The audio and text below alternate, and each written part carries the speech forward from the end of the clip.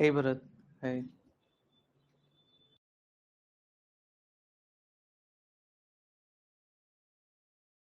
Mohan will be joining in couple of minutes.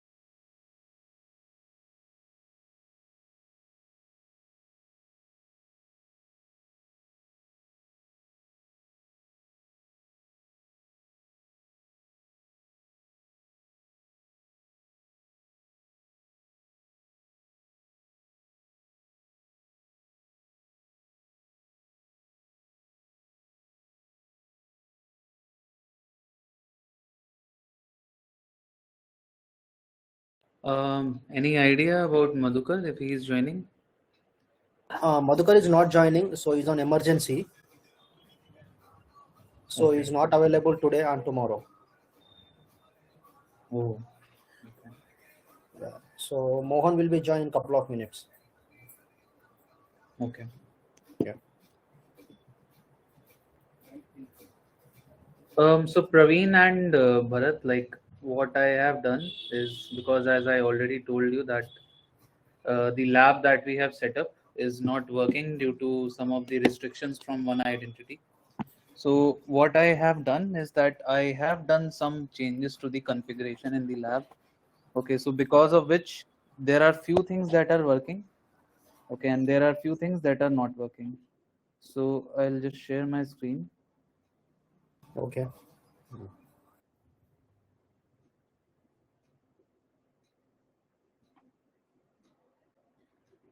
Let me know once it is visible to you.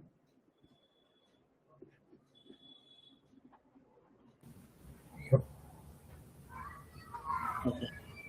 So basically, the thing that is working at the moment is that we are able to create process, we are able to create scripts.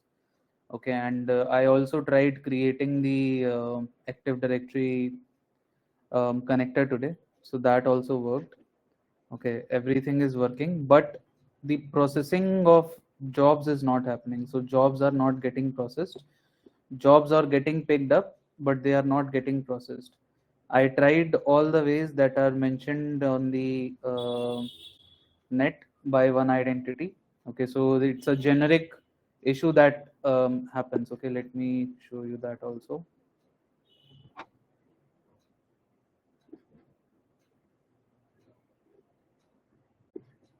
One second.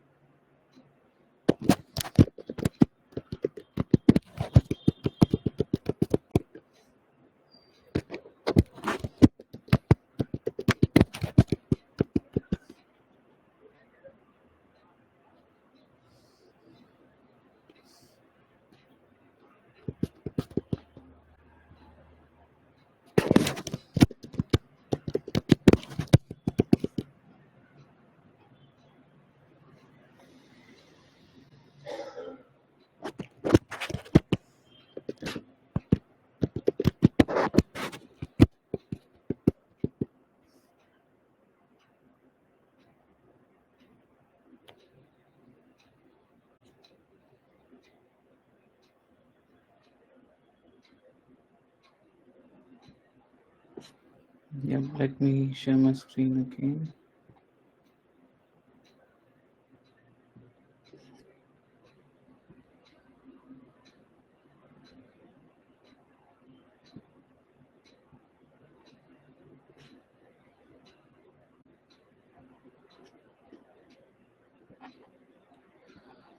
So this is the you can see one identity mentioned knowledge base article.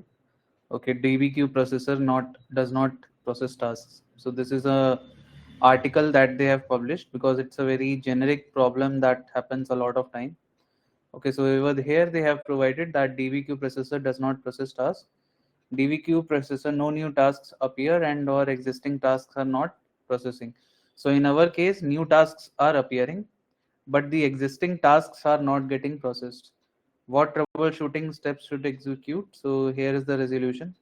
So create a service broker and then again kill the sessions and then create a new service broker. Okay, so all these things I have already done. Okay, even I increased the size of the RAM. So currently the RAM size of our VDIs were 4 GB. Now I have increased the size to 8 GB RAM. Okay, but still this thing is not working as expected. So now in the labs, what you can do is you all can create the connectors. Okay, Active Directory connector or the CSV connector. You can create the processes, you can create the scripts, and then how they work you can check on the free version, that is the demo version. So creation you can do over here to see that how it works from the scratch. Okay, and how the things work. So I have already showed you the Active Directory and CSV connector, that how we were able to fetch and fill the data into the database. So that thing we can see in the demo version. Rest of the things you can do it over here. Okay, so I've just asked the AWS person to replicate my ID again. Okay, so you all can use it. So for now, what I'll suggest is any one of you, because I think it is yet not done by him. So any one of you can take up this particular ID of mine and share his screen and create a new connector like AD connector or CSV connector, so that everyone can see and everyone can do it later once the lab is created. So it is in process, but you can take my lab for now.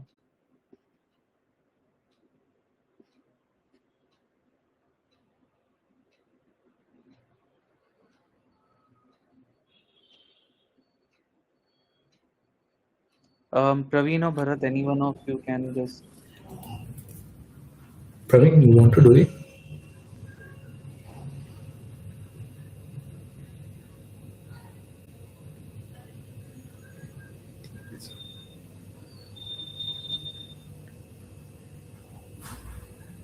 Praveen, you are not audible. Can you hear me now? Yes. Yes. Let me just share my screen.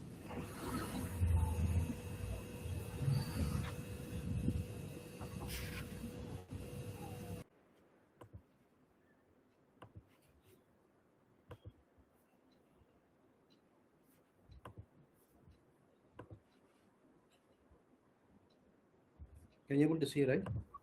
Yes. You share that link. Which link? The login one.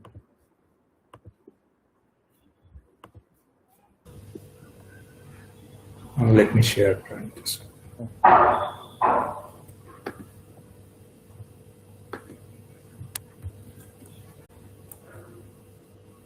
Yeah, put it in the chat.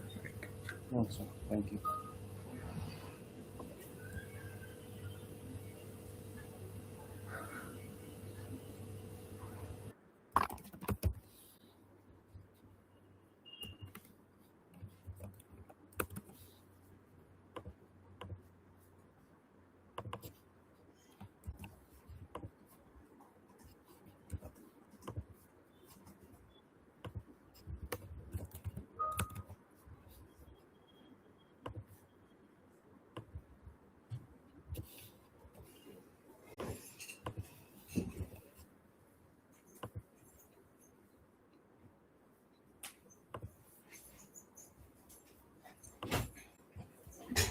Which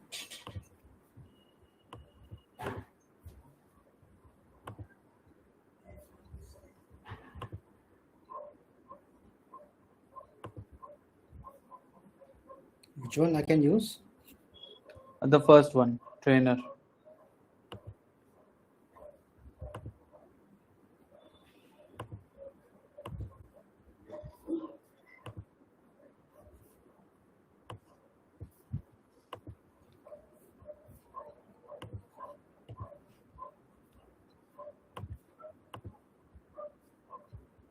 Password will be same, right?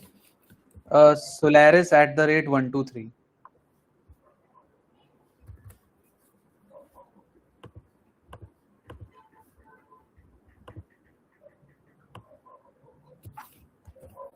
Here it is 123321. It is over there. It is only 123.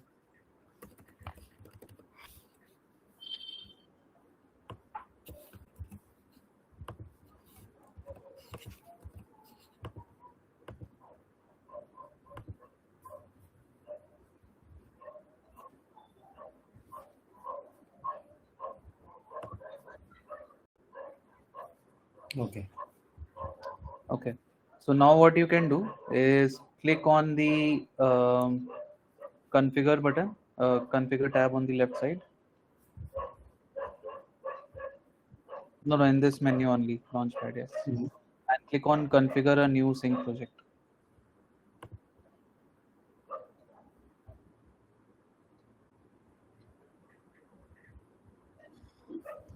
Okay. CSV Cancel or this. Active Directory. Cancel this for now.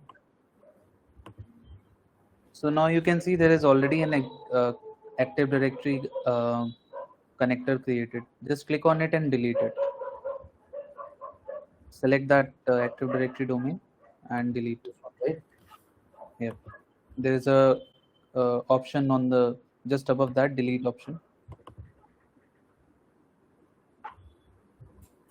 No, just above that there is a symbol. Okay. Yes. Okay. Okay. So now you can just begin the process. Configure new sync project, right? No, it's already opened, right? So you don't need to open that. So it is just to open that tool. So the tool is already opened, Sync Editor. You can go back to that tool and click on Start a new sync project now.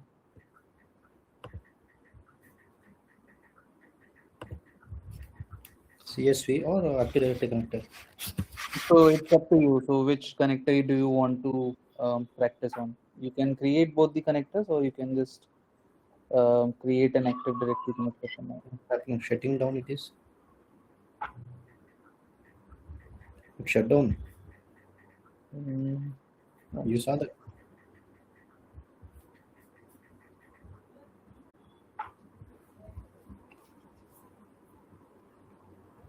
I think it's restarting. Yeah, I think that person has started that cloning process. Might wait Okay. for. Okay, no worries. Then we'll wait for. Yeah, let's wait for 5 minutes. Until then, I'll show something else to you. All right. So let me share my screen and show one of the documents. I think Bharat is already working on version 9.2, right, Bharat? Yeah. Okay.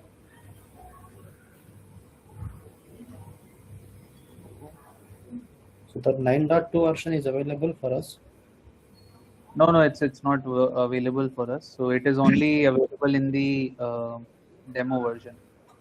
So you can see it on the from the version 8.2 to above one, all the web labs are on the enterprise licensing only. They don't provide it for any other purpose. So I'm just sharing one document that I have created where I'll tell you. So whatever we did at the moment, so we did half of the things on the 8.1 version. That is our own lab. Okay, that we have been working on. And then whenever we were working on the demo version free version from the one identity, we were working on the 9.3 version. Okay, so this document covers major changes that were covered in the version upgradation, like from 8.2 to 9 and higher versions. What is the change that they have brought in one identity? Okay, so this document contains that only. So better handling of temp offline target systems. Okay, so basically what they have brought is, suppose that yesterday we created the Active Directory connector, we connected the CSV connector, but we created the Active Directory connector also a few days back. Okay, so over there what happens that sometimes, due to the problem that the target system is down, okay, many times it happens that the target system is down, okay, SAP connector or any particular connector, the target system went down, okay, due to maintenance or anything, any kind of reason, the target system went down. So what they have brought, that offline mode can be used if a target system cannot be reached temporarily. Suspended handling of target system specific processes by job service, re-enabled manually later. Job service when system is back, reactivate job service when the system is back online.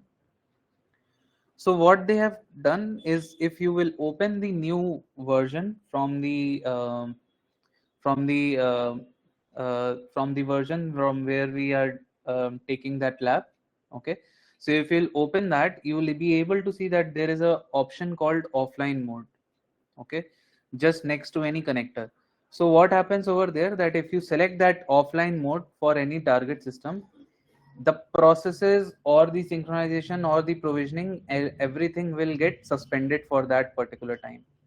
So what this does is that, suppose you do, like if we talk about the version 8, 8.1, 8.2, what happens that, suppose the Active Directory connector we have, okay, and the synchronization runs daily on the every night, okay, and somehow the Active Directory connector is not working, okay. So what will happen that, the because of the fact that target system is down, when you will try to run the sync, or when you will try to run the provisioning, the jobs, everything will get into the frozen mode. The error would be that the target system is not available. In that case, what will happen, that your complete DB queue and job queue will be hung up because of this particular issues. Now what they have brought is that offline mode. So if you check that offline mode, what will happen, that anything that you have done, okay, any provisioning or synchronization, they will get suspended. And as soon as the system comes up, the target database comes up, the all the jobs that were suspended will automatically reactivate. Okay, so this is something that they have bought, a new feature in the one identity manager version 9 and above. So these are the schema changes, like what are the tables or columns that have been added newly. So these are mentioned over here. This prevents jobs from getting frozen in the job queue due to target system unavailability. The next thing that they have brought is better handling for temp offline target systems. Offline mode can be changed directly from Launchpad. Job queue info marks suspended queues. So again, the same thing, that offline mode can be changed directly from the Launchpad. So in the Launchpad only, they have given the option to manage, and you can see that over here we have all the options where you can just you know make the target systems as not available. So when you make it as offline, the job queue will suspend all the queues that are related to that particular target system. And once the system is up, it will automatically reactivate those jobs.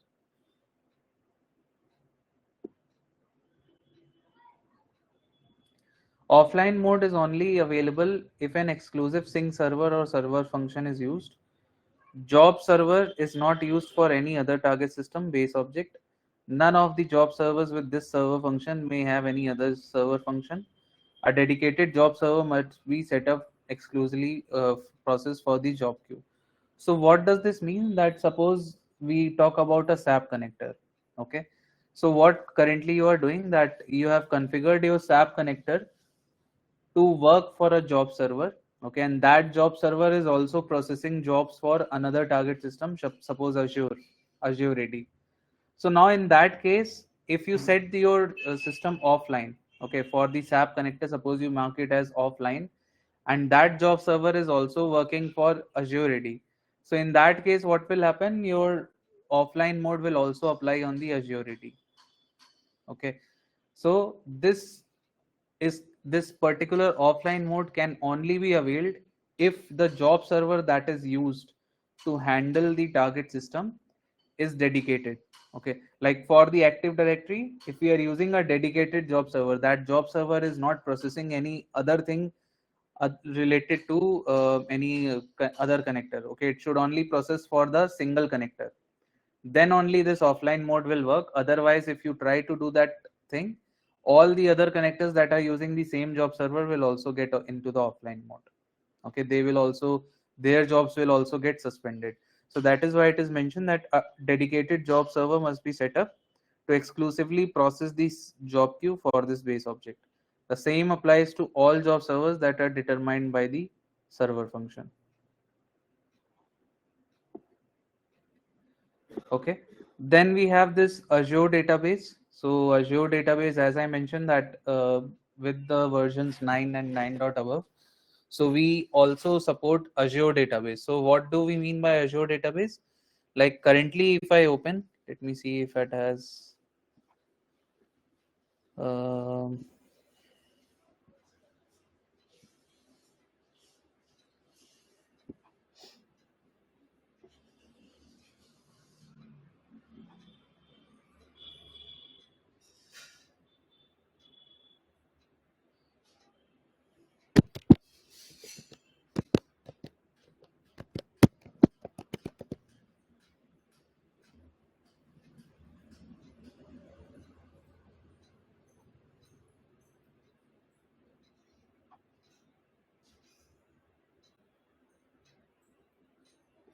okay, I think it would have got cloned. Any one of you can just open your lab, not my trainer one, but the one that was allocated to you. Can any one of you just open that?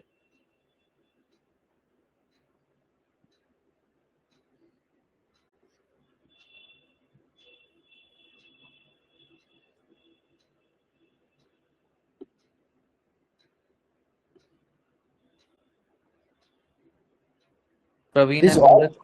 this all instance is not working, right? No, now if you will open them, it should work. So if you open your one and just click on start instance, I think Uh, it should. Let me try my side. Yeah. Start your one, the one that is assigned to you. Yeah, I'm And starting You mine. also, Bharat, you also start your one. Yeah, yeah. It's okay.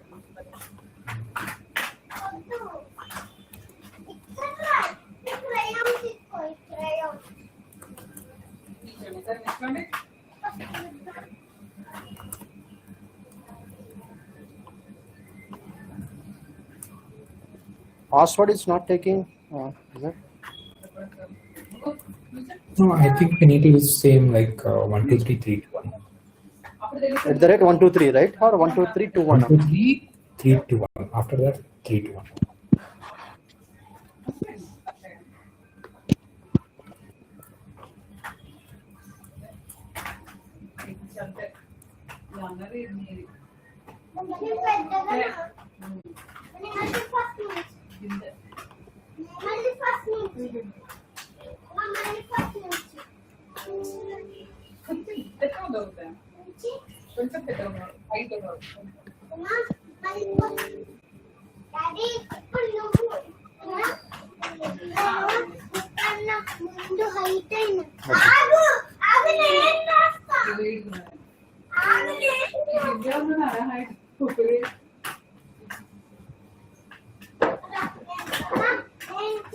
Is it working, guys?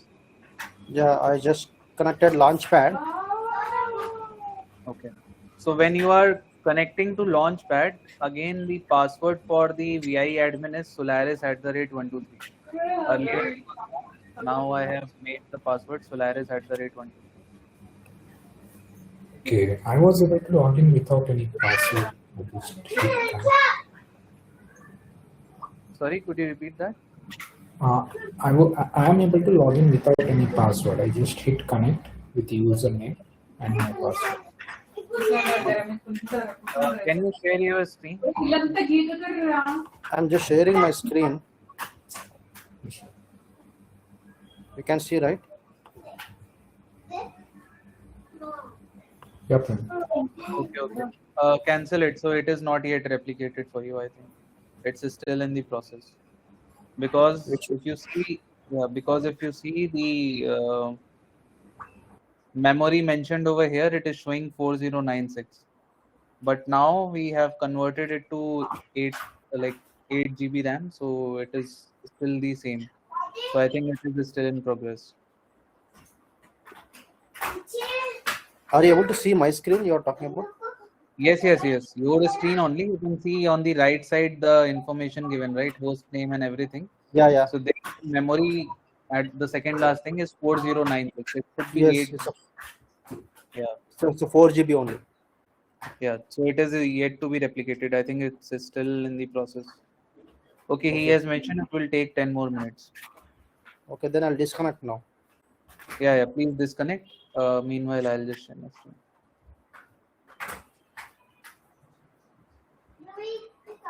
I could see that Mohan has not yet joined. He said he's joining now.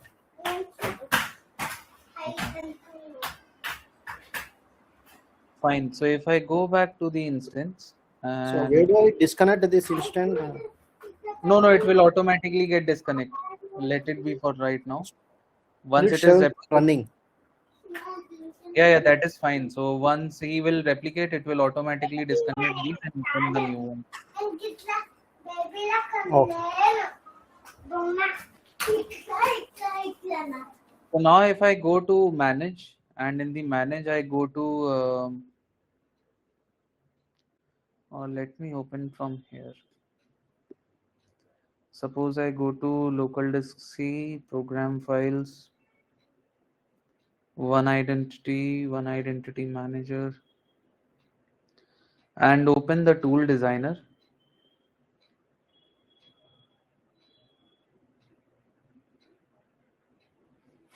Okay. So now over here, if I go to add a new connection, you can see only two options are there: SQL, application, and in 8.2, the other option is Oracle server also. Okay. So there are three options majorly: Oracle, SQL, and application. But now with the new version that we were discussing about, so now what they have introduced is that Azure database also. So apart from these two, three things, you will also see the option of Azure database, that if your database is a cloud database, then also you can use it. Okay, so this is again a new change that they have brought.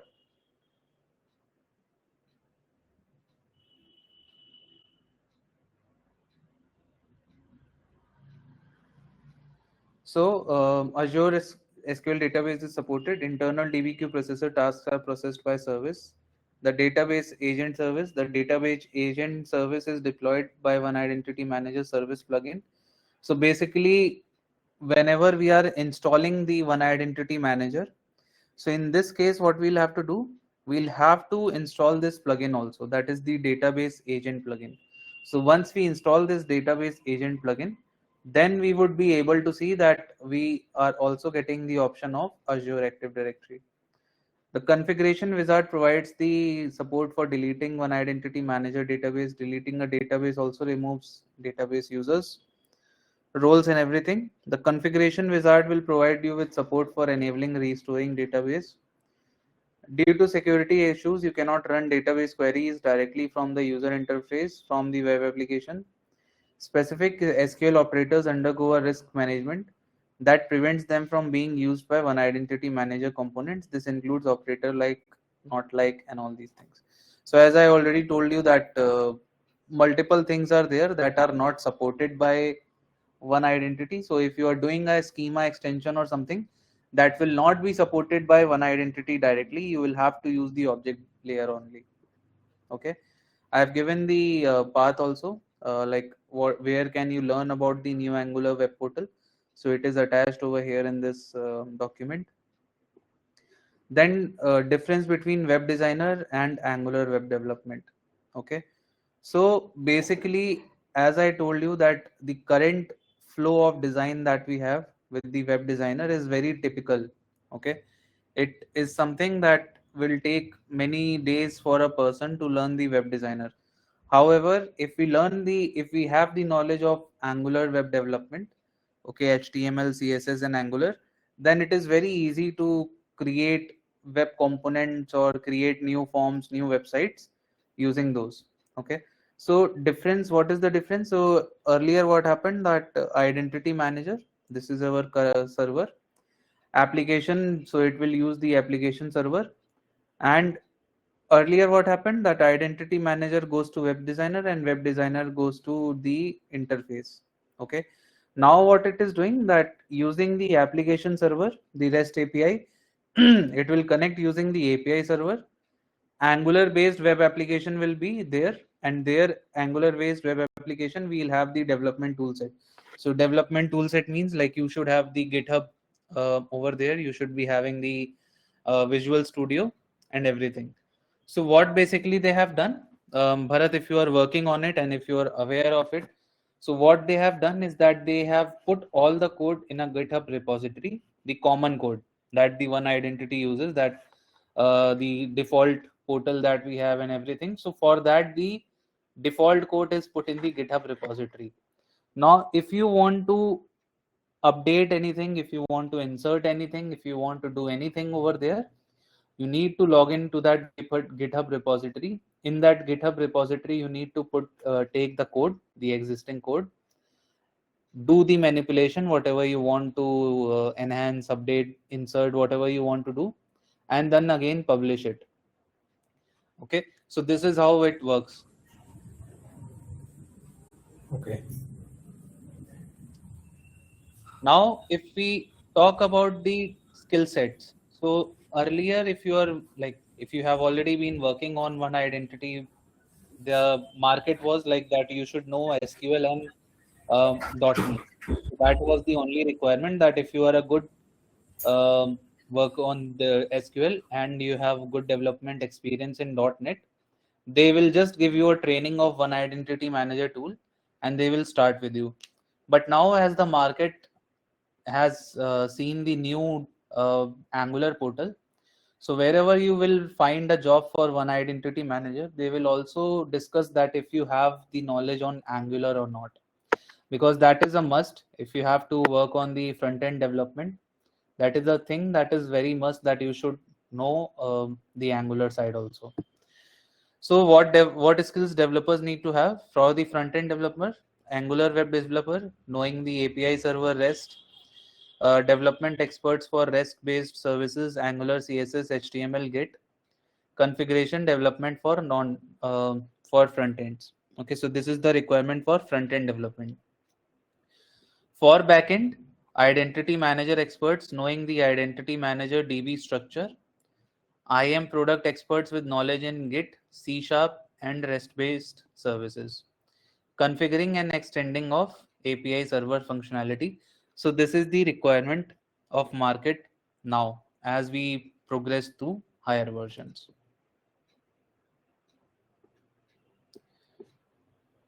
Now there are some other two things also. Okay, so now they have introduced team roles. Okay, so team roles is something that managers can request the creation of a team role for their team. Team members are automatically added to the role, removed as they leave the team. So what does this mean? That suppose that Bharat and both Mohan have joined the team recently. Okay, and Praveen is the manager. So what Praveen will do, Praveen will create a new role that would be a he could just provide any role name to it. Okay, and as soon as these people like Mohan and Bharat come under him, okay, so automatically based on the birthright roles, that all the roles that come under those team role will be automatically added to these people. Okay, so this is the role of that you don't have to go to one identity, request them one by one, ask that which role I need to request. So suppose when anyone is joining, Praveen's team, they require 5 or 6 particular X's. Okay. So what Praveen can do, he can just create a team role. He can add all those 5 6 X's to his team role. And as soon as anyone joins his team, they will be automatically assigned with those roles. Okay. So this is something that they have introduced.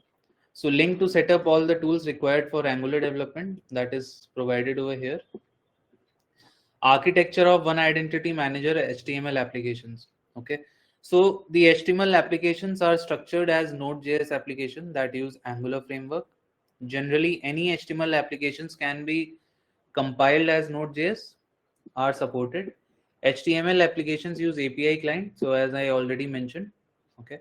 So developing HTML application with one identity GitHub repository. So as I already told you that they have given the default repository where what you need to do, you can develop your own HTML applications using source code of a default HTML application as template. The source code of default HTML applications is available in this repository. So this is the particular repository where they have provided all the source code. Okay. So you need to copy this and then you need to use the GitHub repository to do the further actions. So further actions means that if you are working on anything, you need to create a new branch, okay, in the GitHub. Once you have created the new branch, you need to do your changes on that branch, do the changes, and then make it for the review. Like it will go for the review. So your peers will review whatever the changes you have done. If they accept it, they will allow the publish of the branch. Otherwise, they will decline it. Okay. So that is how it will be done. So I have provided the link over here.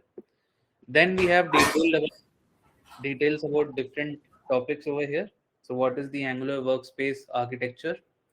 Setting up the work environment. So if you want to set up the environment for yourself, you can set up over here.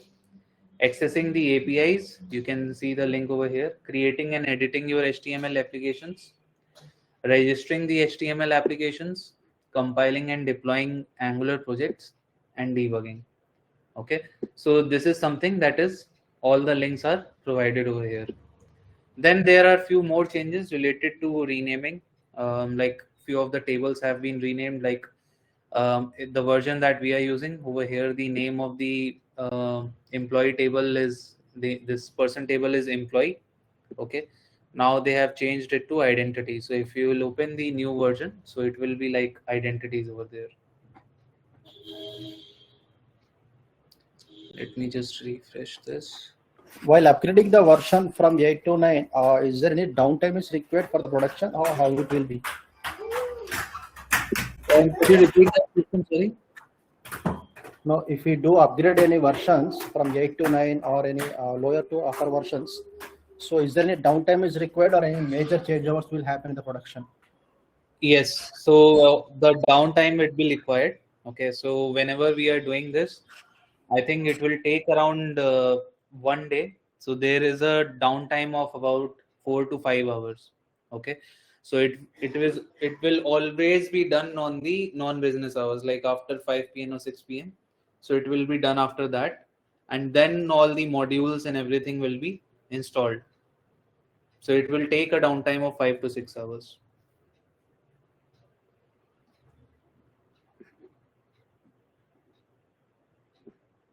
Thank you.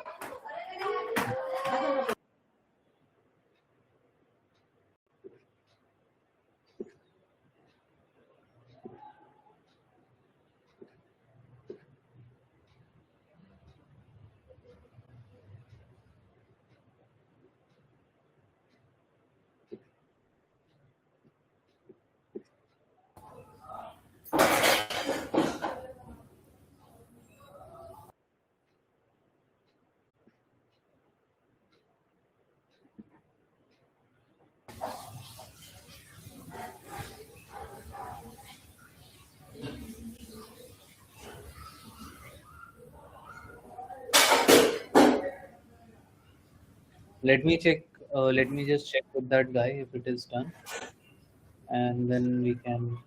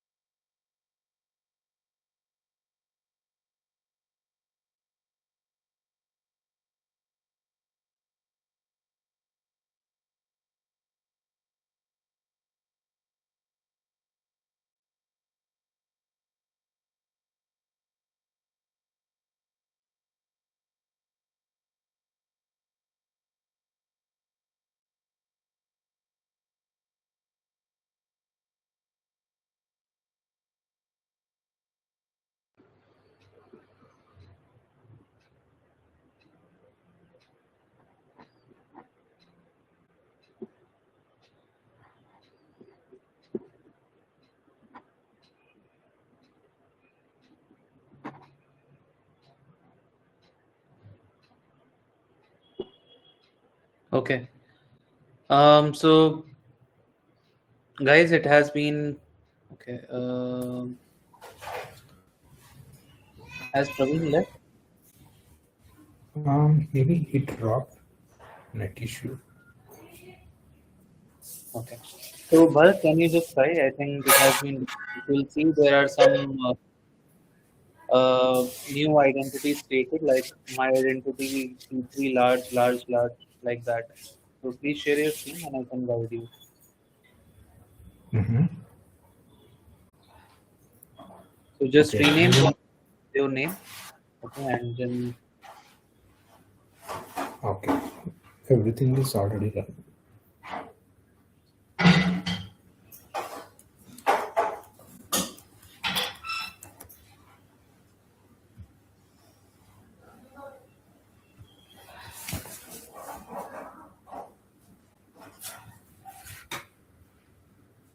click on connect.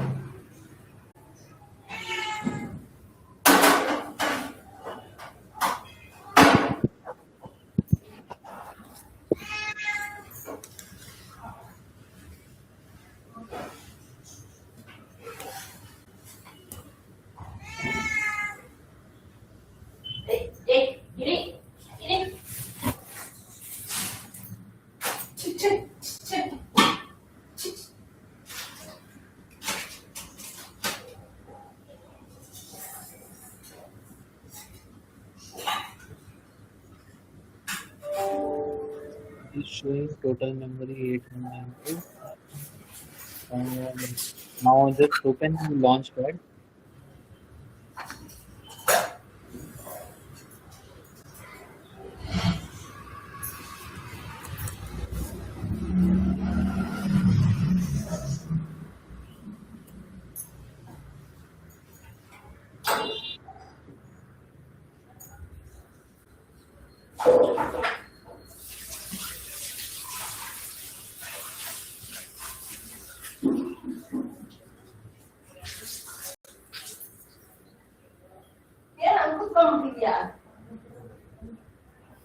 Password is Solaris at the rate 123.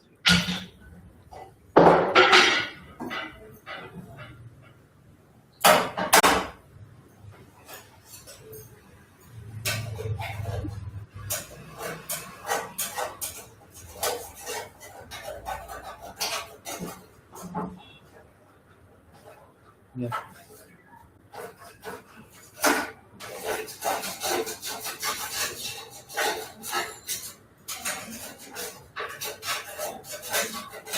Click on manage and then you can configure and then you can start a new configure a new sync project. No problem. Okay. No, I'm just checking where did the tool options went. No, tool option will not come because it is version 8.1, right? It will come after only 9. Okay. Okay.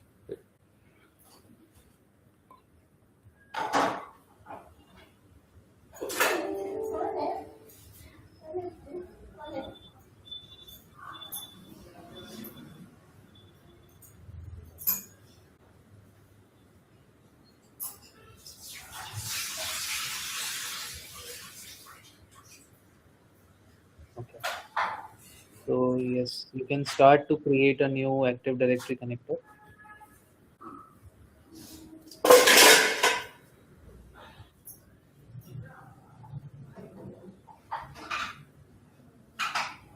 Active Directory is installed. Yes.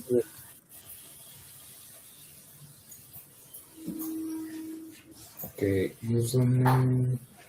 Is it same one identity? You will have to set up a user. Go to Active Directory and over there you select any one of the users and change password.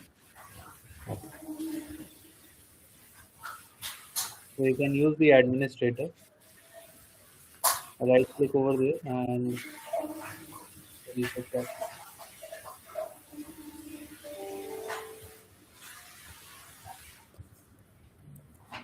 Bharat, could you check? I can see that like Praveen and them are not here.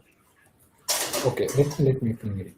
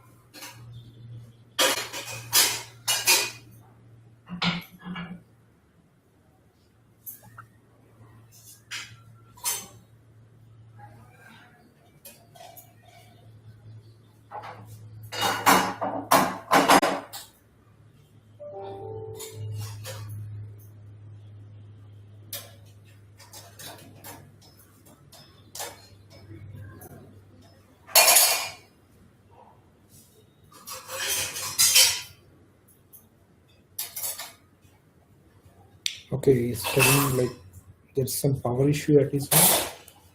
Because of that, even Wi-Fi is not working. Is trying to connect through hotspot. And what about Mohan? Mohan, I pinged him. He's yet to reply. Okay.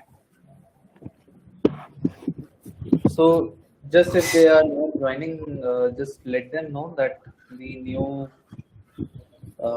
instances are created and they can log in Okay. over. The processing will not happen, but they can obviously create everything from here.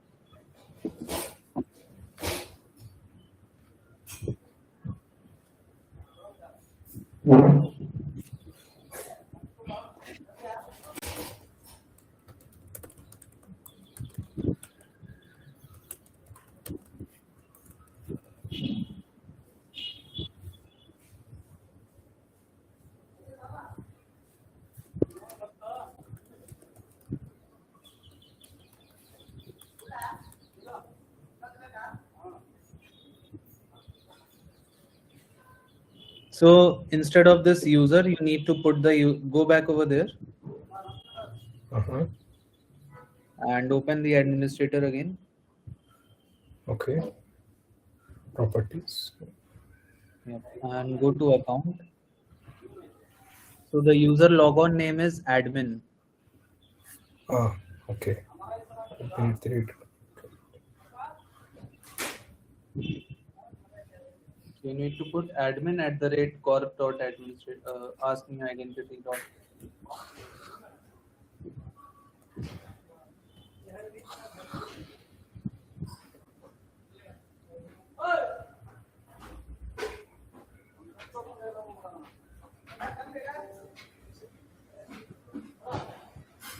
For now, it's just read write access. Okay. Yep. We're using authentication.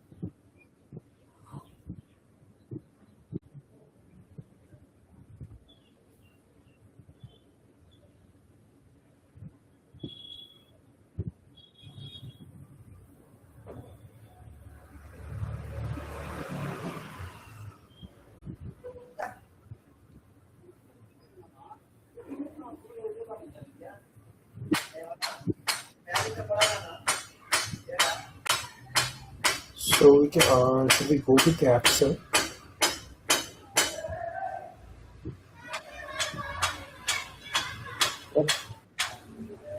Should we go with the app server or the main server? Select the bottom one. Okay.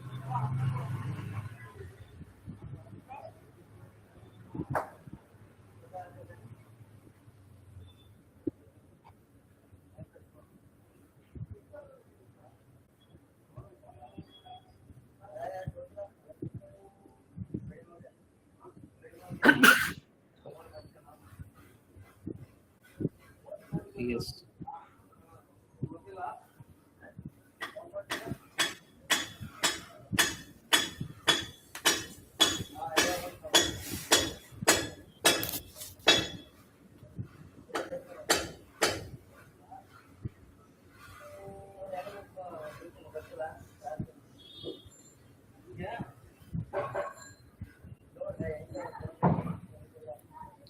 Okay.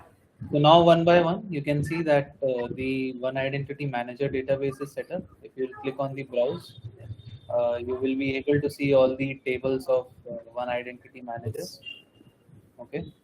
And if you cancel this, come to the target database.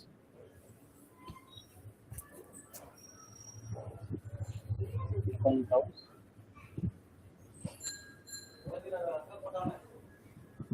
Here you will be seeing the tables of target system. Just click on expand anyone and open, like open the groups or computers, anything.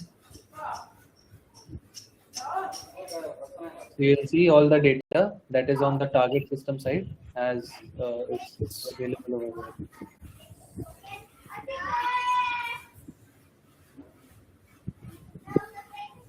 Okay. So whenever you are working on any particular out-of-the-box connector, just leaving the CSV connector, it will automatically create the mappings, it will automatically create the workflows, and it will automatically create the basic configuration data as well. Okay. So if you just Okay. cancel this, Okay. Here we know what does this dot means. There are small dots here, right? Gray color.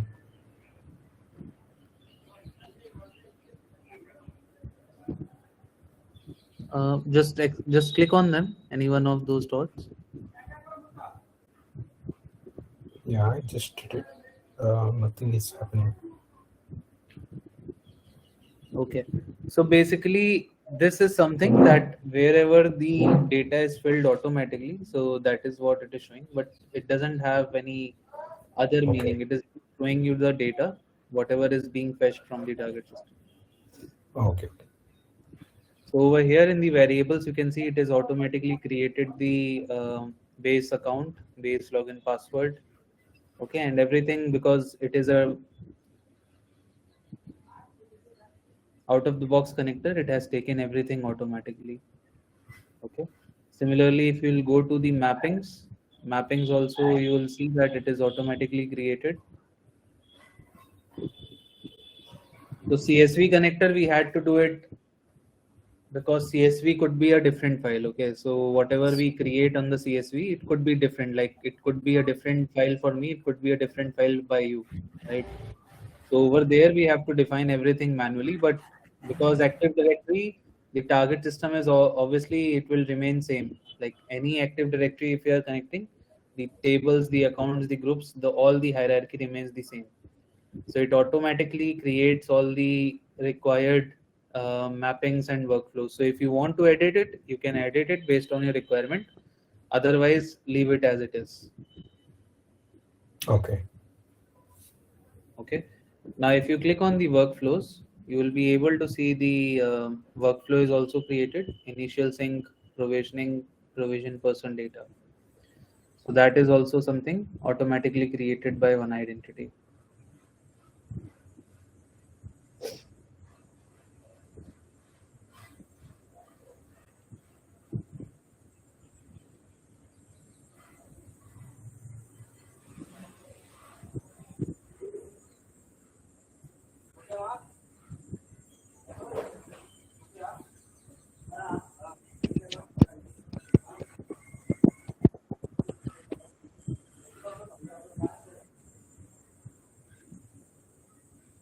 So now what you can do is you can commit your things to the database. So click on commit to database. Yes. So with this, what you have done is you have created your connector and you have saved it. Now one thing is pending. Okay, we have already set up the base object, right? Sorry, Abhinav, can you repeat? The base object you have already set up, right? No, no, no. I didn't touch it, but it's, I think automatically it has picked when we are Double click on. on. Yeah, I think it's already created. Click OK. Okay. So if it is already created, that means your one identity manager connector is created for the Active Directory. And now if you will go to the startup configurations,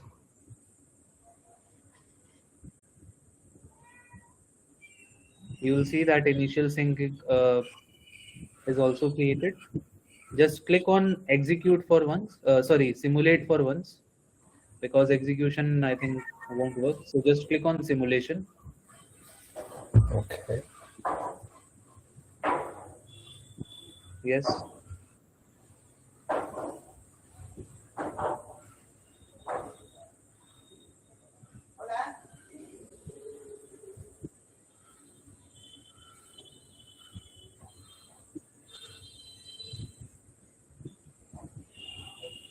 Okay. So this will give you the insights that what would have happened if this sync would have run. So click on the details.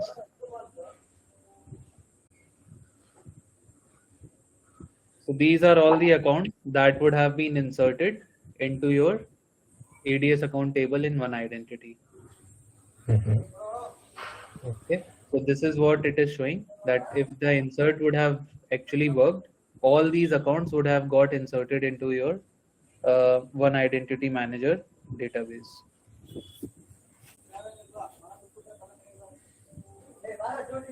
Okay.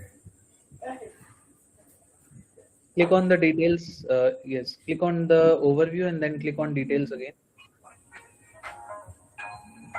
Just scroll up a bit.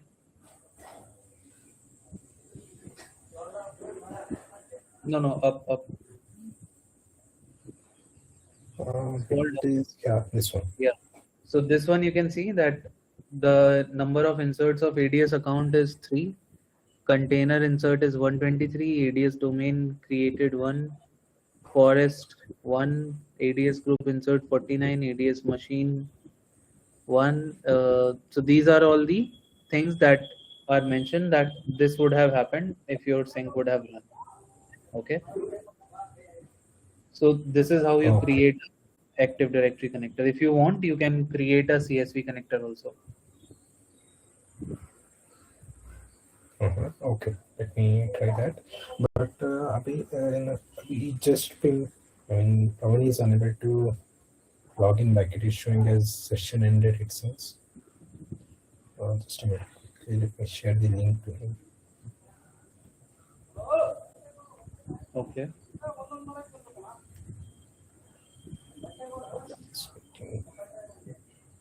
I don't know whether it is working.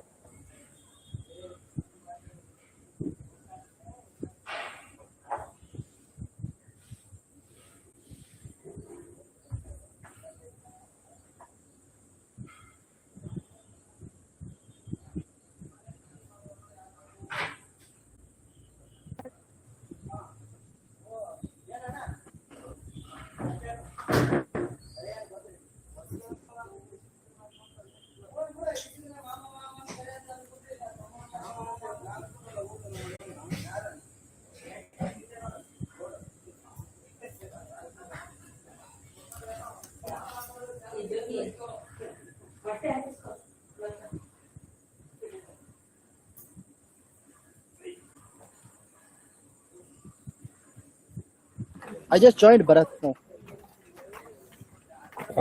Okay, good. Yeah, I just joined. So Praveen, the lab is now created. Okay, so Bharat has already logged in into the lab and he has already created the new connector. Okay, so for you also, you can just, It's updated, right? yeah, it's updated now. Okay. Can I try? Yeah, you can share your screen and I can guide you now how it needs to be done.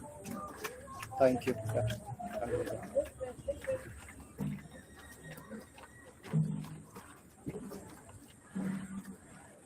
You can see my screen, right? Yes, I can see it. So scroll down. Don't open that one. Go back. Go back to instructions. So scroll down.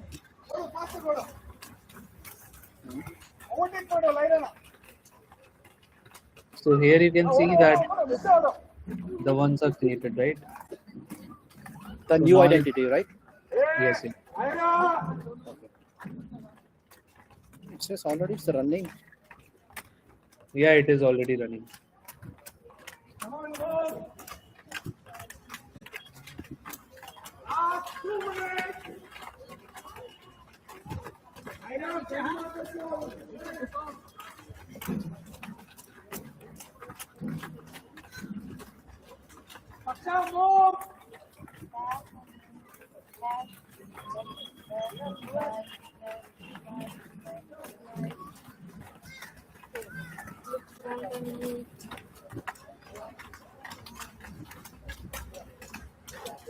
So it's Here you upgraded to 8.93 MB, right?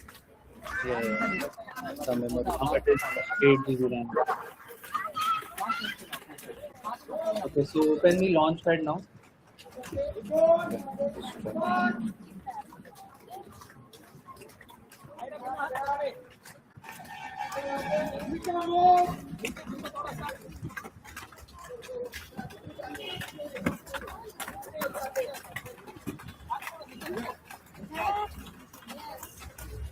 Don't leave your hand. Aradhya. Anvi. Kavi. Move, long pushes.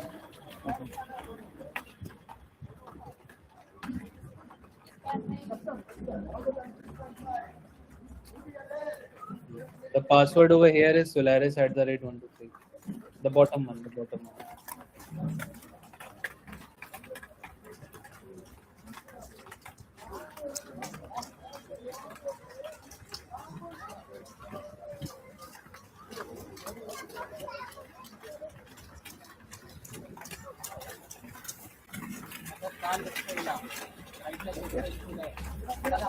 Now click on configure and click on configure, yes.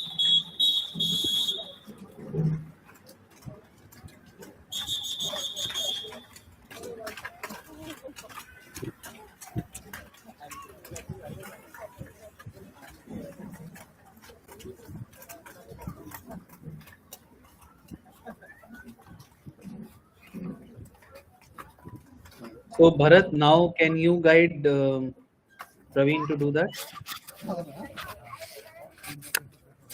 Hey. Yeah, Praveen. So before creating connector, what you can do is first can go to Active Directory and reset the password of admin account. So it will be used here.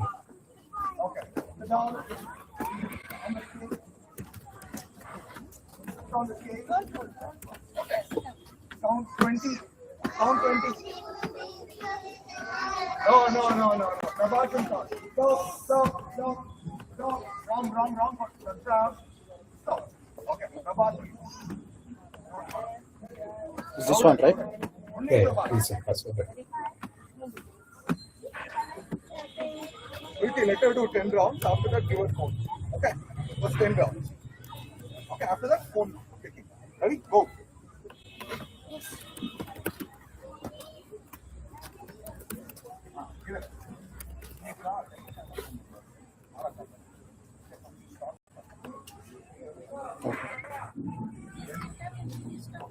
Yeah.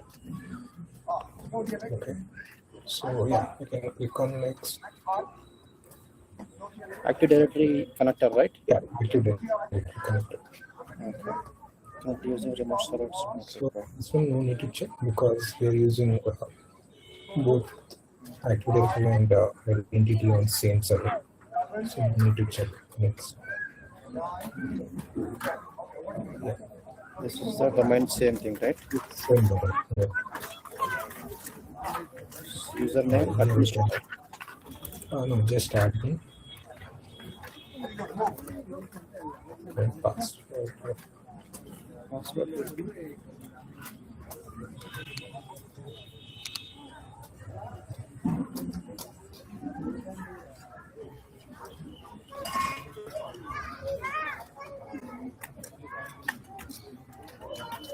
So password is whatever you just set up over there on the Active Directory. Administrator password, right? Yes.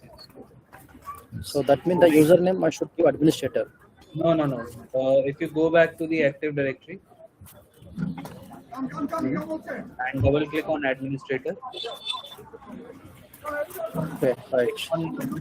click on account on the top. Okay, Over here, the user logon name, you can see it's admin. understand.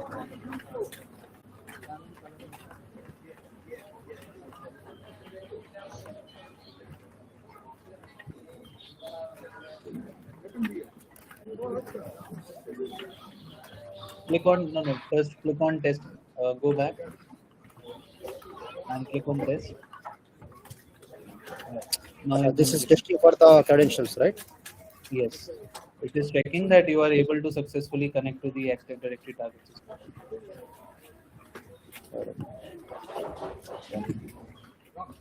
Test it over here also. Okay. Okay, who's up? Now you can click.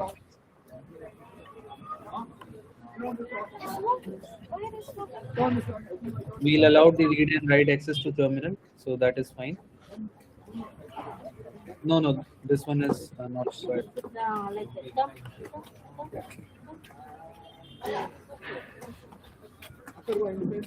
Yep, click next.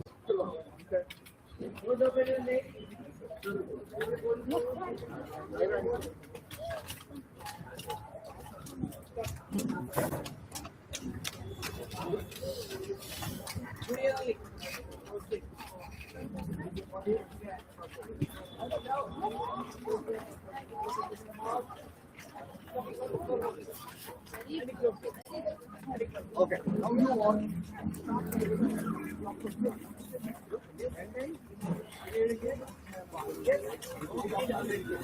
Ready?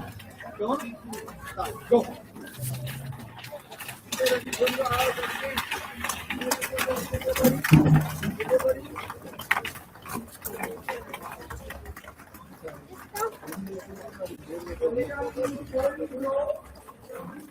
Okay, target system schema was loaded successfully. Yeah, next.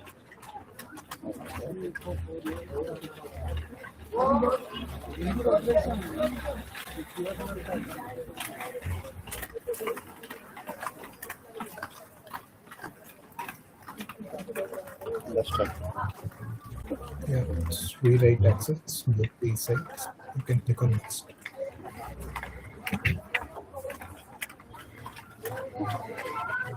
So our main domain, second one. ECP. So this domain is picking up from where?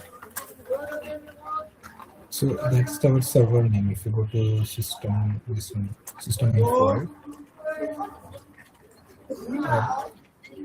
that is where our server is running. The server name. Okay.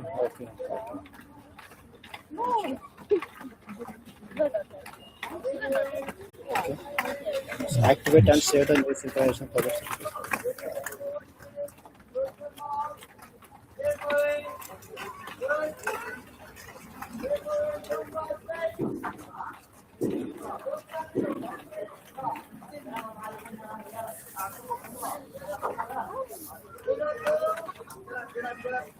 Do you really want to save this? Yes, it is just when we are not encrypted, so we can proceed.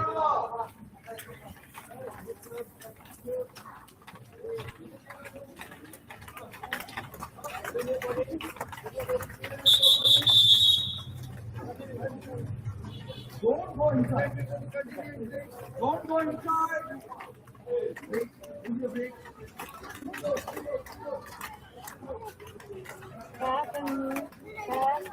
Yeah, so it is created. Now we can just verify that everything is set up correctly. So left side, we can start from one identity manager connection, extreme left in the navigation pane, right? Extreme left, top left. Yeah, so in that navigation pane below, right below. Yes, so there we can find all the configuration related to the connector which we created there. So you can click on the first one, one identity manager connection. So here you can go and click on browse. Right side you got some data right in general. Yeah, here you can click on browse. So it is showing on our end what are the tables are related to AD account, AD Active Directory. So this is in the AD thing, right? Not into the IAM. Like sorry, not into No, the this is IAM part. This is IAM part. So anything will be in the second next option, target system. That one I will show. This is okay. This is in the one IAM. Yes, what are the columns and what are the tables we are using? It is displaying here. Okay, got it. So you can expand anyone like ADS group or something, ADS account. No, no, no. What time? You can click on that ADS account all. Ready? Ready? I think currently there is nothing. You can expand ADS group. 620 double P. There's So nothing. currently, because this is a blank database, right? Our one identity Okay. manager database is blank, so it will not show. There is no users, there is no data, I think. That's the reason. Yeah. Yeah. Not. So when you will click on the next step, cancel it and go to system. Break. Start. Can you come back? Don't start. Go I can to click yes. 47. Chalk. click on And target. now target systems just below that. Here, this is what actually in Active Directory. You So can which click is on picking this. up from the server. Yes, right, Active Directory. Understand. So here we can find all the data in groups or users. Yeah, we can see those details. Yeah. They told they want to watch them. There's no users or what? You can see the in between, right? There are it's showing 4 users: administrator, guest. In between, it is showing right result released. Yeah. So these are the user accounts. So here also we can create, right? That one I'm not sure. I think we can. No. We cannot create it. If you will try to create it, it will not work, because if you have done, like, it will work only if you have made Active Directory account both read and write, then you can do it. Otherwise, if you have made target system as only read only, it will not work. So usually how it will be the production? It will be the both the ways or the one way? I mean just Yeah, it will be both the ways, but we are not going to create the account from here. If we have to create an account, we will create it from manager or object browser, but we are not going to create it from here. understand. So right now these are the users are available on this, right? Target Yeah. system. So if you will click on the groups, you will also be able to see the groups that are available on the target system side. So this will show you all the groups that are available and then rest of the content. So these all groups are reflecting from the AD, right? Yes.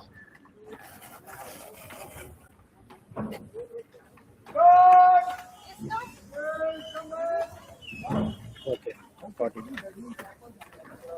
So if we make any changes here, it won't reflect into the AD. It will reflect, but if you have made it as right or X's also, then it will reflect.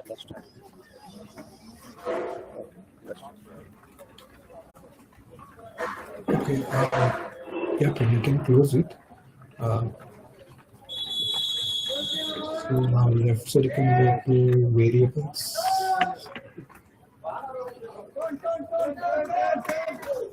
So this all since it's the existing connector, right? We are using the existing connector. These all details are automatically taken from the system. So here we are not changing anything. It is just a details what we can see here.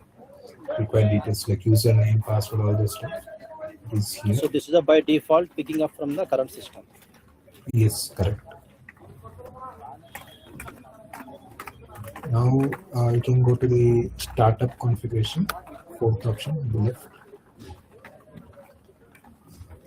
So here, generally like how it should sync. Maybe day before yesterday, if you have attended call, you might know this, like how the data should sync from Active Directory, Identity Manager. So how frequently should run the sync, all those stuff we can change this here. We can also run it manually by clicking on execute. Okay, simulate will be the testing only, whether it's not working or not. Yeah, execute is not working, so we generally click on simulate to see the changes, like what's really, whether the sync is really happening or not. Yeah, you can click on simulate, you will find the details.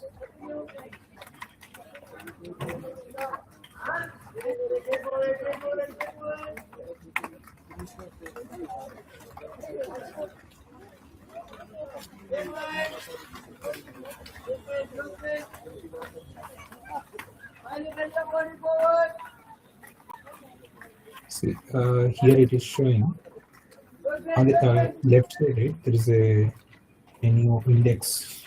So there you can click on details, extreme left. Okay. So you can click on details. So here it will show like what all got synced from Active Directory to 1 AM or vice versa. So all details, what are columns fields got synced, it will show here. So method also you can see whether it got inserted or updated. All this will show in third column. Method insert means what it means? From active from 1 AM to Active Directory, it is creating the account. So if I create something in 1 AM, right? So it will insert the table or content in the actual Active Directory. So that is what No, no. inserting. No. So basically, what this is that as you have created the sync project, right? So sync project is something that whatever the data is there in the target system, like Active Directory server, that would be now inserted into our one identity manager database. So insert means that this administrator user that we were seeing just now, so that will now be inserted into our one identity manager database. Okay. So this is what insert means. If we are seeing the update means that there is any particular thing that has been updated, so it will show update. If anything is deleted, then it will show you the delete thing. So this is the data that is coming from the target system into our one identity manager. Okay. Okay. So how frequently synchronization is happening? So we can see that log or date. Yes. So these are the same logs that will be created. See, actual sync is not over. So these are the same logs that will be created. So once your actual sync will run, this is the kind of logs that you will be able to see once it is done. Got it.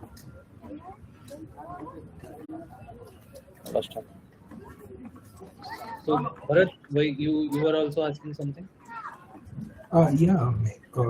See, generally whenever we create some 1 AM record, right? When it moves to ADS account, we call that process also as insert only, right?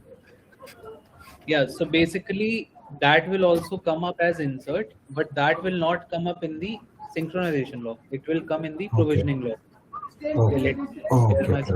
Correct. I got it. So if I come back over here and in the sync,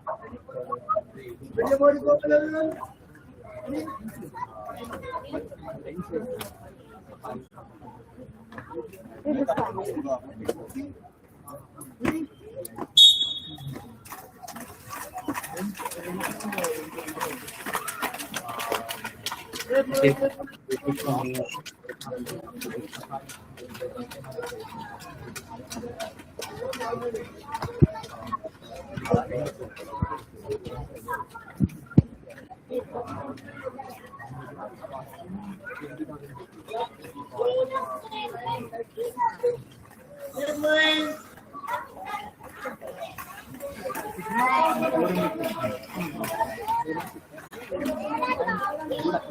Praveen, you can mute yourself. I think there is some background. Oh, I'm sorry. Yeah. Okay. So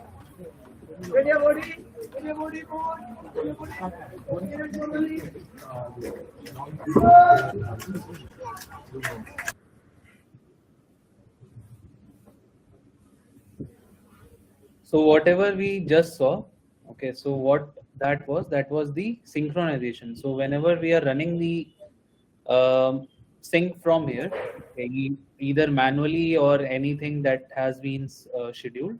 So that is for sharing stop. Okay, let me share it again.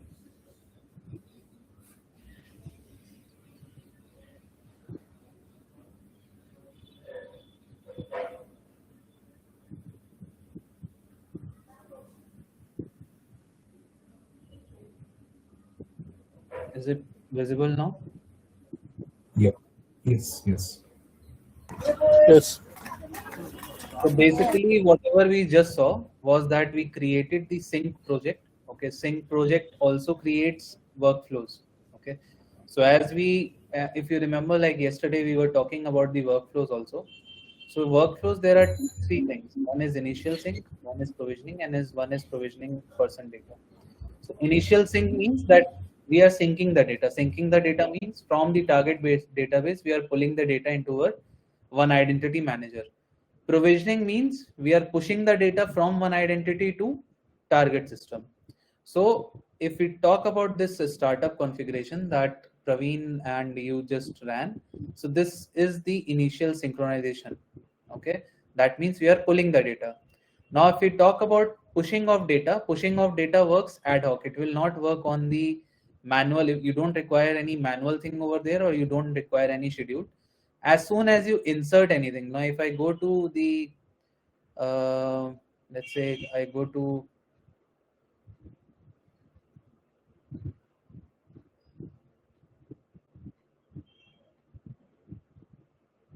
manager. In manager, I go to ADS. In ADS, I go to groups and I create a new group.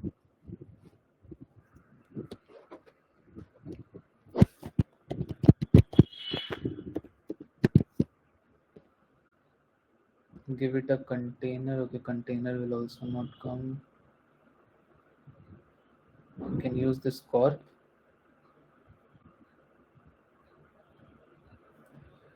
Click save. So as soon as I created this, you will be able to see a job on the job queue. Okay, that is ADS group insert. So the thing that it will do is it will create a provisioning job. Okay, it will create a provisioning job towards the target system. So now when this will trigger a ad hoc projection, what it will trigger this particular thing, that is this workflow provisioning. Okay, so this provisioning workflow is in turn create a new record in the target AD. Okay, so this is the work of provisioning. However, it will not work in our case because wait for DVQ processor.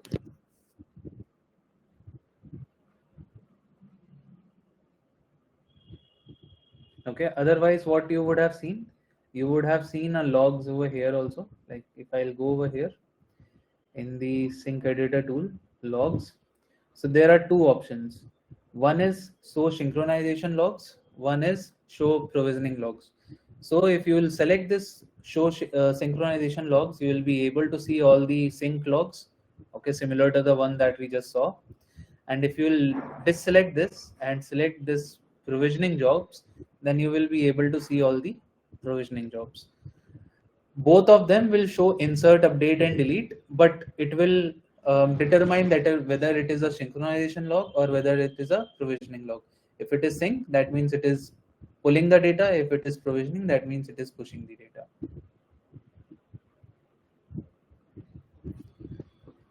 Okay. Is there any doubt still, or is it understood? Yeah, got it. Okay. Cool. So now I think we can probably start with our two other topics that are pending. Okay, and meanwhile, what I'll ask you all to do is that you can, because see, this thing is not working, the processing is not working, but you can create everything in this lab. Okay, so what I will recommend you is that you create a CSV file and then you use the CSV connector and create a new CSV connector over there to see how it works. Okay, so just create a CSV connector and then we'll discuss tomorrow. I'll just see that if you have created and if you have any issues with that, we can discuss on that. So today we'll just see the things that were pending yesterday. So yesterday we saw that we created a particular change. Okay, we created a process, and that process we saved in a particular change label. Okay, and then we had to work on the transporter file to transport the changes. So now what I'll do, because obviously we don't have the changes over here, we did it on the free demo version.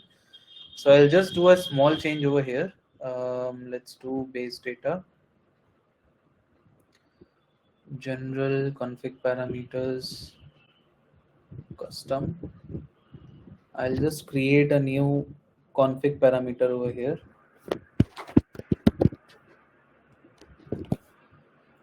And give it a value 1. Enable it, commit to database, and I will create a new change label for this.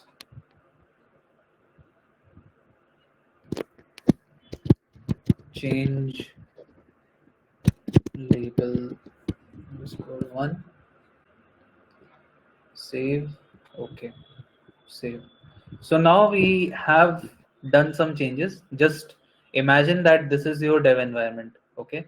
And in your dev environment, you have done some changes. You have done some development piece, and you have done some changes, and those changes you have saved in a change label.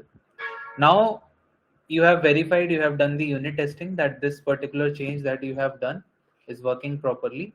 The next thing that you need to do is that you need to create a transport package so that you can move this change to staging environment.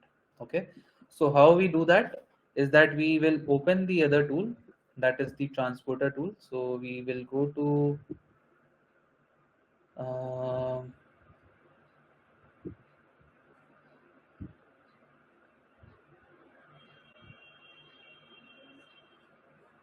I think it's not here. Let's open it directly. Database transporter. So here we have 3 options, as I told you yesterday also. Create a transport file. This will create a new transport file, TP. Import a transport file. It will import the transport file. If you have already created a transport file, then it is used to import it. And show a transport file will show you that if there is an existing transport file and you want to see what all changes are saved to it, you can just click on this one. So in our case, as I told you, just imagine this is our dev environment and you have to move your changes to staging environment. So what I'll do, I'll click on this create a transport file and click next. Once you click next, select your database, okay, and put the password AI admin Solaris @123. Now you can rename your transport package. So this depends on the way your organization handles. So majorly organizations will take these two things, okay, the date and the time, and then they will put the Jira card number or whatever. So suppose my Jira card number is 100. So I'll mention that, and then I can add any particular name that I want to give. Suppose test CL. This is the name that I have given. So this depends on completely the way your company picks up the names and how they allow you to create the name. So naming convention depends on that. Next thing is that we will click on this create a log file for data export. This we select so that if there is any issue in creation of the transport file, then we can just refer to that log file and see what the error is. Okay, so this is required for create a log file for data export. Once this is done, I'll click next. Again, it will ask for a description. I can again give the name of my Jira card, IAM 1000. Next. Now there are multiple options. Okay, so please understand them very clearly. What each of them does. So if I click on this run SQL statements before data import, so what it will do? So before doing any changes, before importing anything, if you want to run any SQL statement, so you can just select this and then you can type your SQL statement. Suppose you want to create a new column or something, and you want that before that importing your changes, it should create a new column, or it should trigger something before your change. So you can select this and provide your SQL query over here. Then it is transport by favorite objects.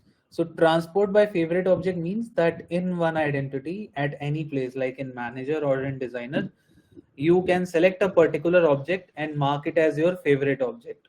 Okay, so suppose you are in operations and you are working on a particular thing, like you are working on any particular attribute or something, and you are working on it on the daily basis. So you mark it as favorites. So the favorite object could be directly opened in the from the launchpad itself. So if you are go to launchpad in version 9, you can directly open your favorites from there. Okay, so if you have selected any favorite objects, then you can obviously select your favorite objects from here to transport. Then is our option transport by change level. So we have created the change level for our changes.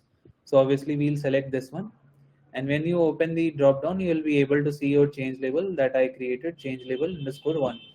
So I'll select it. You have the option over here also to see that what all changes have been saved to this change level. So if I click on show, we'll able to see that dialog config parameter has been added. And what is the value? So we have added inside this custom text one, we have added this value. So you can see, this is how you can also see that what is inside this change level. Then we have transport by change information. So suppose you have created a change and you know that these all objects needs to be selected. So you can select this transport by change information and you can select the objects. Then transport schema extensions. Schema extensions is something that if you have, added any new attribute or any new table or anything, so for that we use the schema extensions. Okay, so that schema extensions you can select from here. Transport database schema extensions such as custom tables, view procedures, etc. Transport by selected objects and dependencies. This can be used if you want to select any particular dependencies. Like if I select this, I have multiple options. All these tables will come up. Suppose I select ADS group.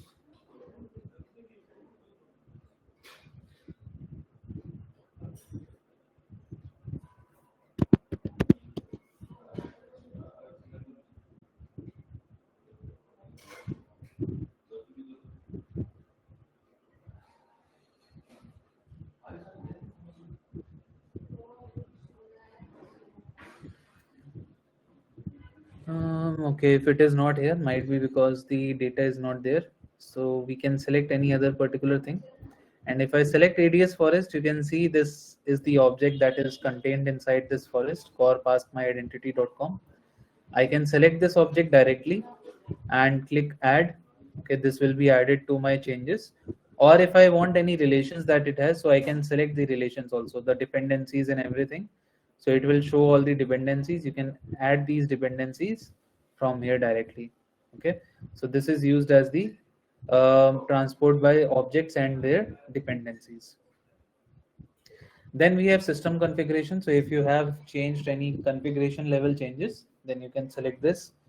Then we have system files. If there is any particular hotfix or anything that is provided by one identity, or there is any other file that you want to transport, so you can use this transport system files. Then we have transport synchronization projects. So suppose I have created the new transport synchronization project, so I can just select that also.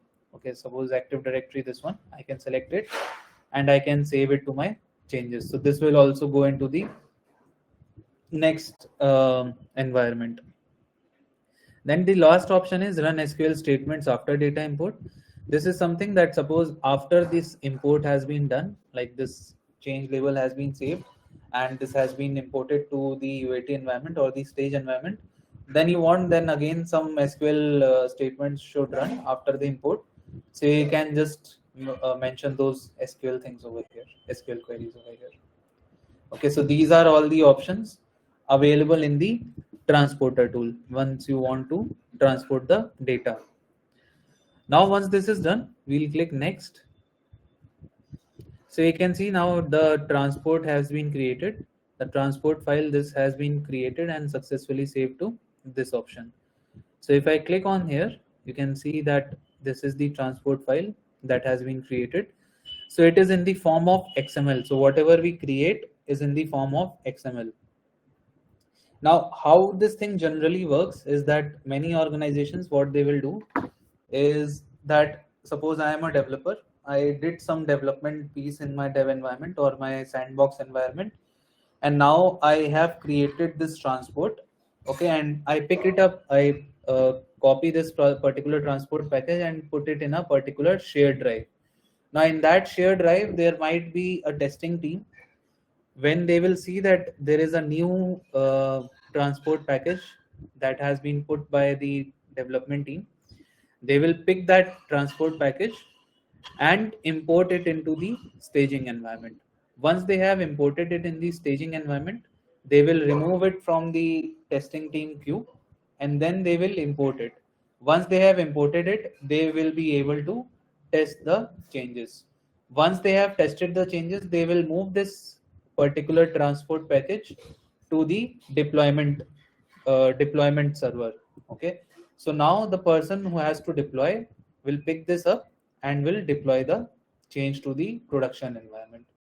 So for that also there are multiple things that company usually do, is that they will create an implementation plan.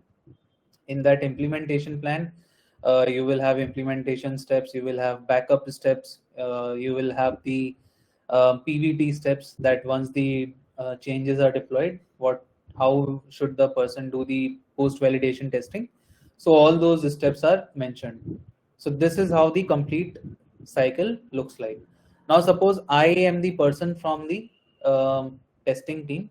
So what I'll do, I come over here, see that this is something that has been developed by the development team. Now what I'll do, I'll go back over here, open the database transporter tool.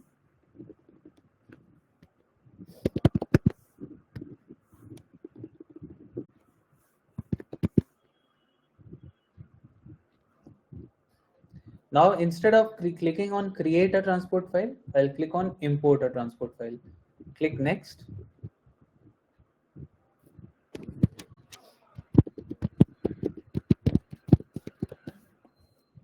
Click next.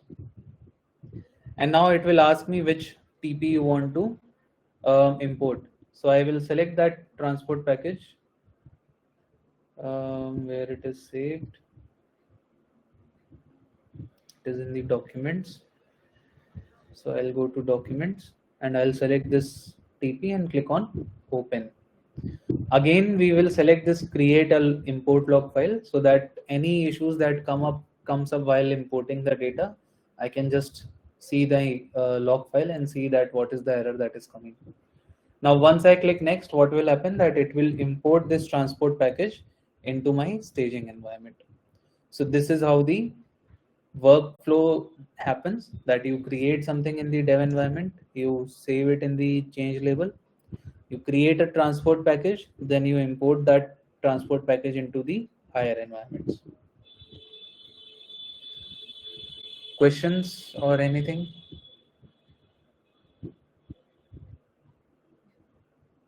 Nothing from me. Okay.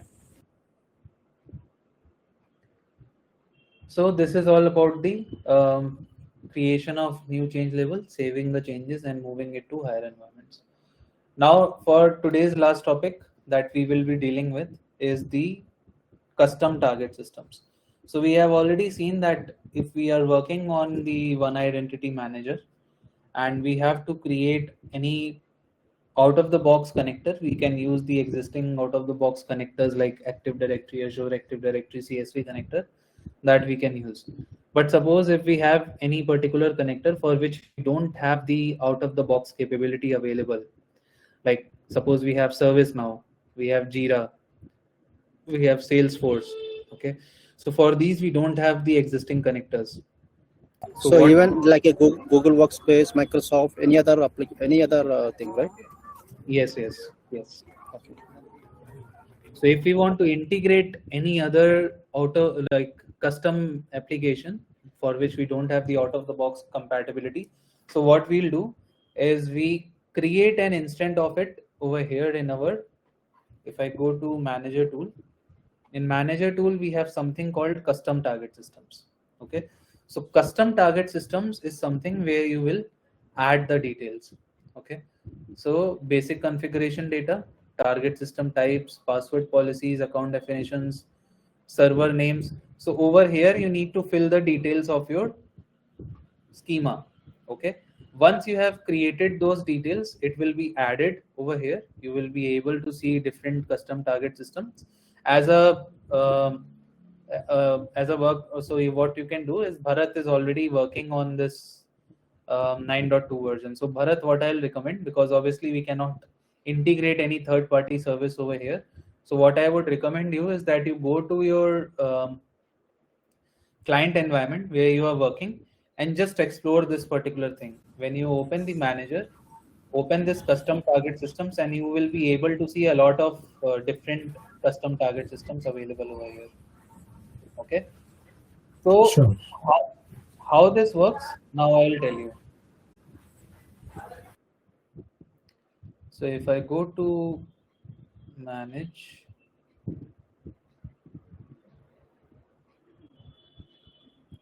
let's open object browser.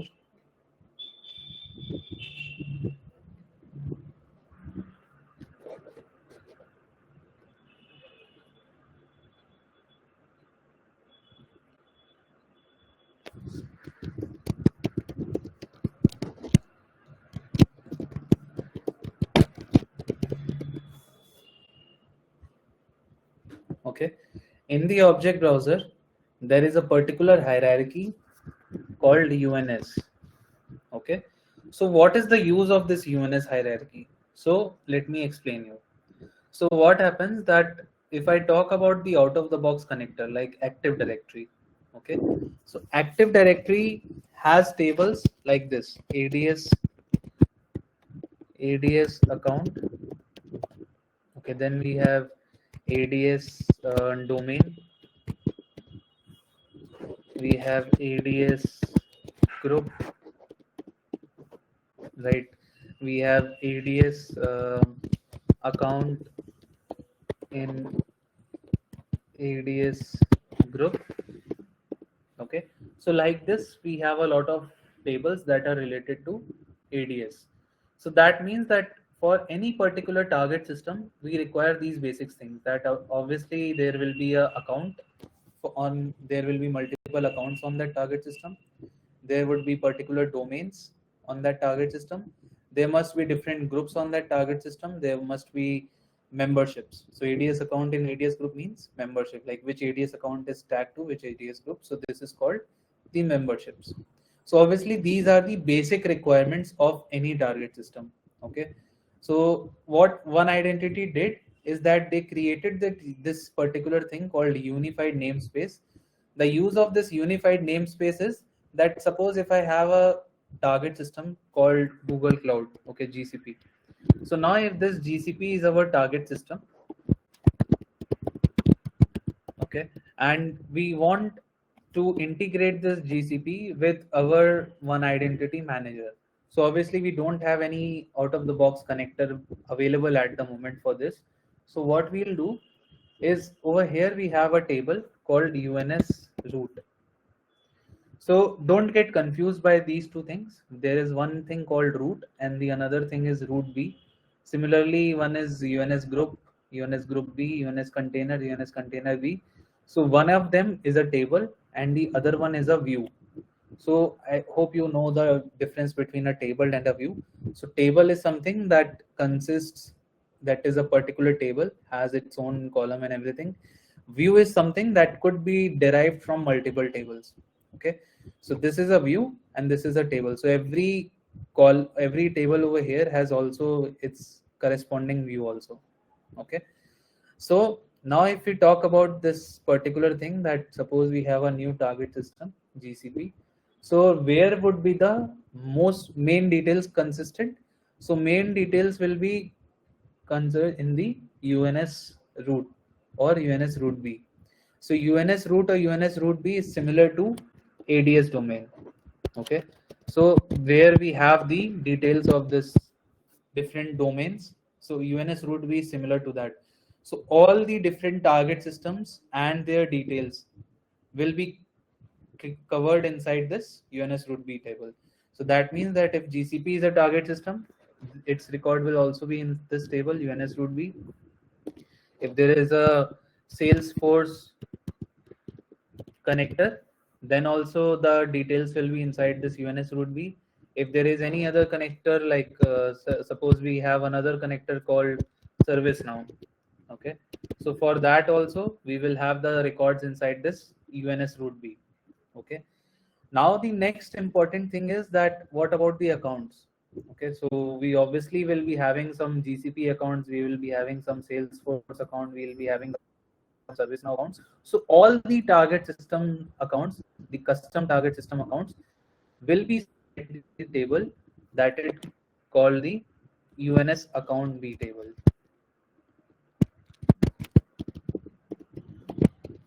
So UNS account B table will consist of all the accounts, whether it is a GCP, whether it is a Salesforce, whether it's a sales service now. So all the accounts will be stored inside this particular thing. So how will you differentiate that whether a particular account is a Salesforce account or it is a ServiceNow account? So in this table UNS account B, we have this foreign key attribute also, UNS root B. So from the UNS root B, you can determine that which particular target system this account belongs to. Okay. Then comes the group. So similarly, we have a table called UNS group B. Here we will store all the details related to the groups. So all the groups, whether it is a GCP, Salesforce, Target, ServiceNow, so all these target systems, custom target system groups will be stored in the table called UNS group B. Okay. So again, the same thing. How will you determine that which group belongs to which target system? Is again that here also we have the same foreign key reference where you can see that which UNS root B has reference to this group. Based on that, you can determine that this group belongs to which particular root. Again, ADS account in ADS group, this consists of the memberships that which account belongs to which group. So similarly, we have the table called UNS account B in UNS group B. Okay, so this table will have all the membership details. It will have the details from all the target systems.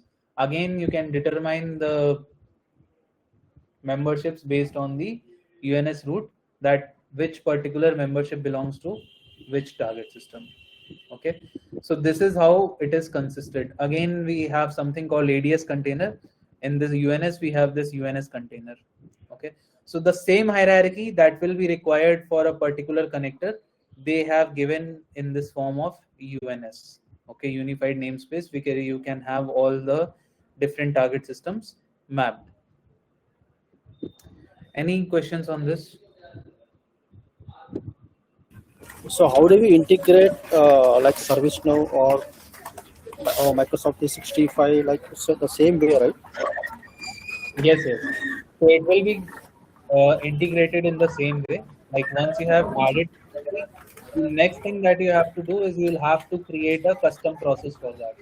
So for all the custom target systems, you will have to create a custom process. If it is not created via the custom process, what you can do is that you can use the ability, like in the version 9s and above, what we have is the ability to do that.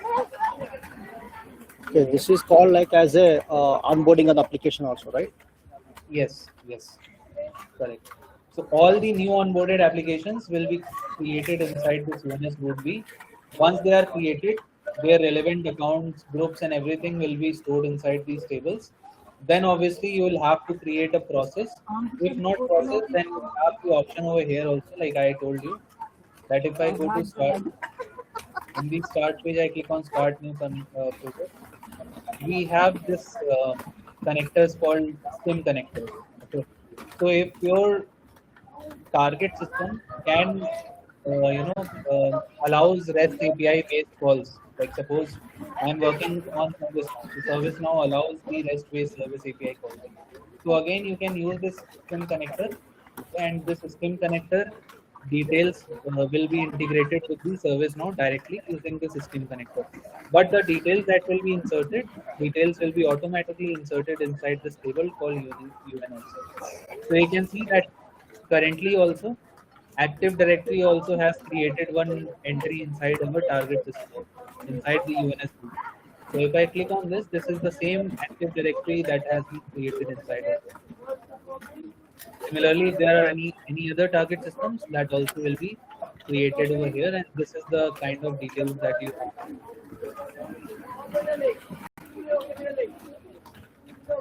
Okay, we can try no any one that might not know that tomorrow or anything. We'll just work on that. No, we cannot do it over here. We will have to do it in the demo session, demo lab that we have found unidentified. Because obviously we don't have any target system like GCP or any other cloud system, right? So we cannot have it over here. That option is available in the demo session, so we will see that in the demo session. Okay, just we need to see that how the workflow will happen. Yeah.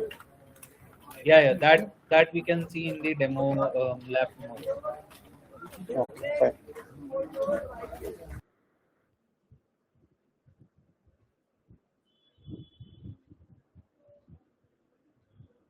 Any other questions on this particular thing?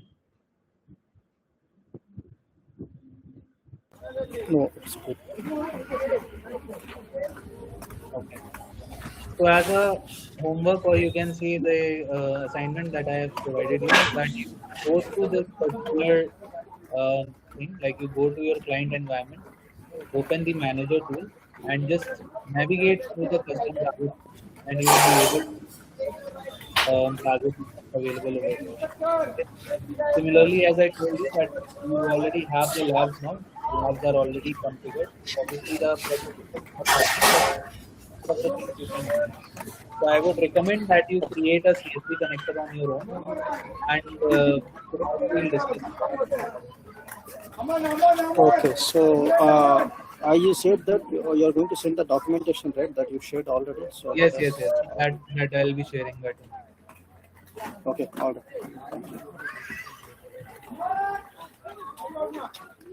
Fine. Yeah.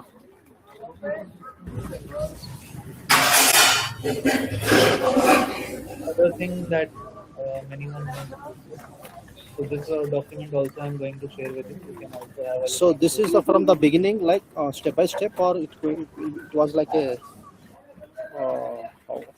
it's organized in the right way, or then it's a mixed of Which many one? things. Which one? This documentation which you are going to send. So to want to be practiced. So it will have the use cases. The use cases like creation of a new product, of a new product, requestable product, creation of new approval workflow, creation of new approval policy. So in this way, step by step, it will be a process. Obviously, the screenshots will not be there, but it will guide you that which particular options you need to do and how you can create it. Okay. Thank you. We will go through that. Let's see how it works. Then through that we can practice in our instance, right? Yes, sir. Okay. Because obviously going back and looking at the video sessions now, we will miss the points. So, Yeah. let's see. Yeah. Okay. So tomorrow, guys, can we connect at around 2 p.m., 2 to 4? Is it fine? Now tomorrow, is it possible to skip the call? I mean, Praveen, if you're okay, because tomorrow anyway, Madhu is not available, and he can't join. We don't have few office work tomorrow. Also, Fine, it will allow Madhukar. us. Sorry. Yeah, we can reschedule it then Monday. Fine. Is that okay? Sunday you are not Also- available. Right? Sunday, I don't think. Sunday we can do, but Sunday only 1 hour we can do. Okay, Sunday we can quickly connect and let us have a look or recap any questions or anything if you are okay. Praveen, let's do directly. We can connect on Monday. Also, we'll get already. Abhinav has covered so many topics. We have to practice, and during weekdays, generally I don't get that much time. So Even for me during- also. yeah, that is what. So if we get time to practice, so on Monday we can directly connect and we can ask all our doubts. What you say? Yeah, makes sense. Yeah. Okay, then we'll catch up on Monday then. Okay. Let's connect on then Monday only. At Yeah, 4 you to can share the document, then we can just see. Yeah, sure. We'll just I'll try to share do that. that. We can. Okay. Yeah, thank you. Okay, thank you. Yeah, thanks for it. Thank you. Bye.